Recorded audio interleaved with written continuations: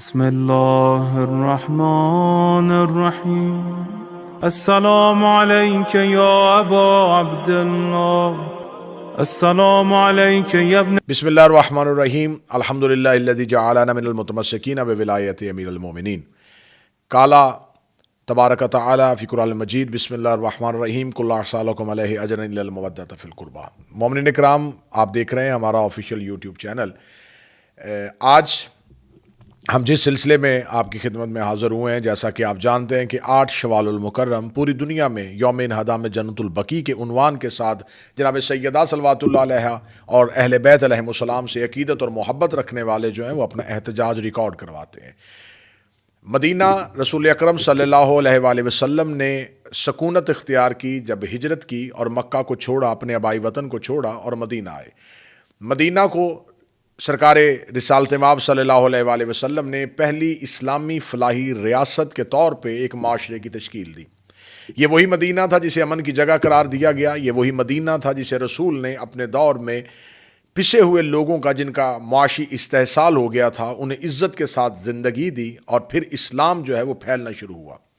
یہی مدینہ تو رسول تھا جہاں رسالت مآب صلی اللہ علیہ وآلہ وسلم اپنی اہل بیت، اپنے خانوادہ، اپنے خاندان کے ساتھ زندگی گزار رہے تھے. بعد از رسول اہل بیت علیہم السلام پر، رسول کے خانوادہ پر، رسول کے خاندان پر ایک بہت بڑی مصیبت ڈھائی گئی. جناب سیدہ صلوات اللہ علیہا کی مظلومیت، امام حسن علیہ السلام کی شہادت، امیر المومنین علیہ السلام کی شہادت، یہ سارے وہ عنوان ہیں جو رسالت مآب صلی اللہ علیہ وآلہ وسلم کی زندگی کے بعد ہمیں دیکھنے کو ملتے ہیں.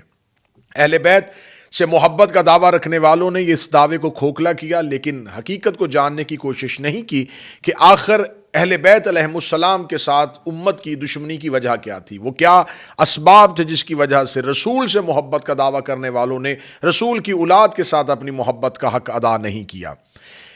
اسلام تو پھیل گیا، کلمہ تو پڑھ لیا گیا، دین اسلام پر کاربند تو ہو گئے، نماز تو رسول سے سیکھ لی، اللہ کی اطاعت تو کرنی شروع کر دی. لیکن افسوس صد افسوس کہ رسول اکرم صلی اللہ علیہ وآلہ وسلم نے بحکم قرآن جس اہل بیت سے مودت کا حکم دیا تھا، جس قربا سے مودت کا حکم دیا تھا، اس کا حق ادا نہیں ہو سکا.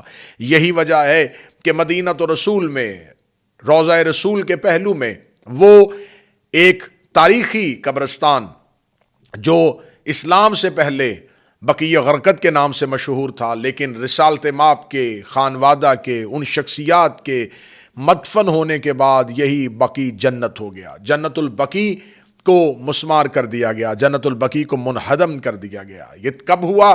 جب 1220 میں 3 سال تک کا مدینے کا محاصرہ ہوا اور 1220 میں اس محاصرے میں قبور آئمہ علیہم السلام، قبور اہل بیت، قبور ازواج نبی، قبور صحاب پیغمبر، ان کو منہدم کر دیا گیا. لیکن پھر 1227 کو جب دوبارہ عثمانی سلطنت یہاں پر قابض ہوئے اور ان کے 30ویں امیر محمود دوم نے یہاں پر آ کے جنت البقیع کی تعمیر کا دوبارہ آغاز کیا. اور 1234 میں پھر یہ 1220 میں جن کو منہدم کر دیا گیا تھا، 1234 میں ان قبروں کو دوبارہ تعمیر کیا گیا.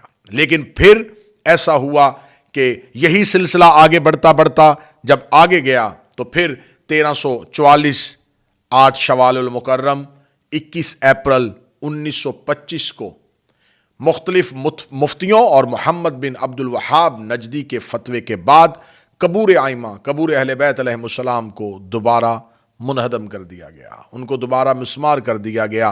ایک ایسا شرعی فتویٰ کی آڑ، ایسے ہی وہ فتوے تھے جنہوں نے 61 ہجری میں قتل حسین کو جائز قرار دیا تھا.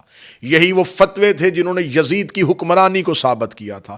یہی وہ فتوے تھے جنہوں نے خانہ کعبہ کے غلاف کو آگ لگا دی تھی. اور یہی وہ فتوے تھے جنہوں نے مدینہ تو رسول کو پھر ان کی حرمت کو پامال کیا گیا تھا. ایسے ہی فتووں نے پھر دوبارہ جناب سیدہ صلوات اللہ علیہا، خانواد اہل بیت، آئمہ اربعہ اور رسول کی ازواج مطہرات کے قبروں کو منہدم کر دیا گیا. میرا سوال ہے امت مسلمہ سے، جیسا کہ آج 2024 میں فلسطین میں مسلمانوں پہ ظلم ہو رہا ہے اور پوری دنیا کے رہنے والے مسلمان جو ہیں وہ سراپا احتجاج ہیں کہ فلسطین کے لوگوں پر مظالم ڈھائے جا رہے ہیں، فلسطین کے لوگوں کو اپنی ظالمانہ روش کا شکار کیا جا رہا ہے. آج پوری دنیا میں رہنے والے مسلمان سراپا احتجاج ہیں. ہم کیوں احتجاج کر رہے ہیں؟ ہم کس وجہ سے احتجاج کر رہے ہیں؟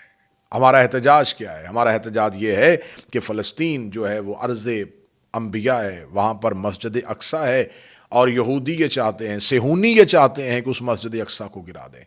آج مسجد اقصیٰ کو گرانے کا خدشہ تو احتجاج کروا رہا ہے، لیکن جن قبروں کو گرا دیا گیا، جن کو منہدم کر دیا گیا، افسوس صد افسوس کہ جس سرزمین پر یہ کہہ کے قبور اہل بیت علیہم السلام کو گرایا گیا کہ اسلام میں قبروں پہ عمارت بنانے کی اجازت نہیں ہے، اسی سرزمین پر پھر تاریخ انسانیت نے حالات حاضرہ میں وہ دور بھی دیکھا کہ یہاں پر مندروں کی افتتاح کیے گئے، یہاں پر غیر ملکی مغرب کی رقاصائیں آ کے رقص کی محفلیں سجاتی رہیں، اسی ارض پاک کو، اسی حجاز مقدس کو جہاں سیدہ صلوات اللہ علیہا کا نام لینے کی اجازت نہیں تھی، جہاں اہل بیت کا نام لینے کی اجازت نہیں تھی، وہاں پر دنیا کا کون سا ایسا گھنونا فعل ہے جو وہاں پر نہ ہوا۔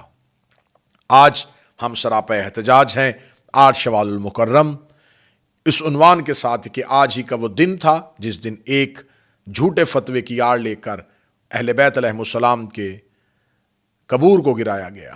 آج جو اہل سنت برادران ہم سے سوال کرتے ہیں کہ ایسا کیسے ہو سکتا ہے کہ مدینہ رسول کا ہو اور رسول کے گھر کو آگ لگا دی جائے، ایسا کیسے ہو سکتا ہے کہ مدینہ نبی کا ہو، رسول کے گھر کی دیواروں کو گرا دیا جائے، تو آئیے دیکھیے ایسا ہی ہو رہا ہے کہ آج بھی اسلام ہے اور مدینہ وہی ہے، لیکن اہل بیت علیہم السلام کی قبروں پر کوئی چراغ روشن نہیں کیا جا رہا، ان کی قبروں کو منہدم کیا جا رہا ہے، جبکہ تھوڑے سے فاصلے پر رسول اکرم صلی اللہ علیہ وآلہ وسلم کی وہ پاک قبر جو آج بھی مسلمانوں کے لیے مشعل راہ ہے، جو اللہ کی بارگاہ میں پہنچنے کا بہترین وسیلہ تھے، وہاں دعا کے ہاتھ اٹھانے کی اجازت نہیں ہے۔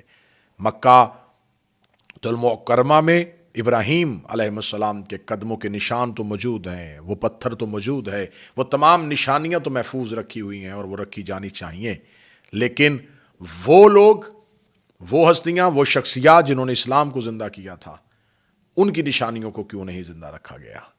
لہٰذا ہمارا احتجاج ہے، ہمارا سوال ہے امت مسلمان سے کہ آج 8 شوال کو ہم پوری دنیا سے یہ سوال کرتے ہیں کہ جناب سیدہ اہل بیت علیہم السلام کے قبور کو جو گرایا گیا اس کی وجہ کیا تھی؟